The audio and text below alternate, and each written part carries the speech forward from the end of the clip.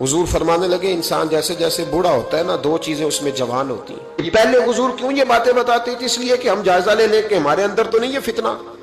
جیسے جیسے بوڑھا ہوتا ہے دو چیزیں جوان ہوتی ہیں۔ یا رسول اللہ صلی اللہ علیہ وسلم وہ کون سی؟ فرمائے ایک اس کا دل کرتا ہے سارا زمانہ مجھے پوچھ کے چلے، میری عزت کرے، وہ سمجھتا ہے کہ اب ہر آدمی مجھ سے پہلے پوچھے۔ اور دوسرا فرمایا جیسے جیسے بوڑھا ہوتا ہے اس کے اندر دولت کا لالچ بڑھتا جاتا ہے، اس کی ذمہ داریاں کم ہو رہی ہیں، پر اس کا وہ لالچ، وہ ہوس، وہ نشہ وہ اتر نہیں رہا، یہ تباہ کر دیتا ہے۔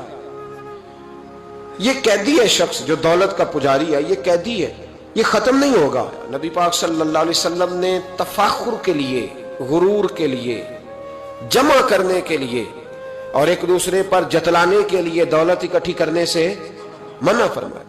ایک شخص گزر رہا تھا تو بڑی تیزی سے گزرا نبی پاک صلی اللہ علیہ وسلم کے سامنے سے۔ حضرت ابو درداء رضی اللہ تعالیٰ عنہ کہتے ہیں ایک صحابی نے کہا دیکھو کتنا چست ہے، کاش یہ چستی دین کے لیے ہوتی۔ تو نبی پاک علیہ الصلوۃ والسلام نے فرمایا اگر یہ اپنے بچوں کی روزی کمانے کے لیے جا رہا ہے تو پھر بھی اللہ کے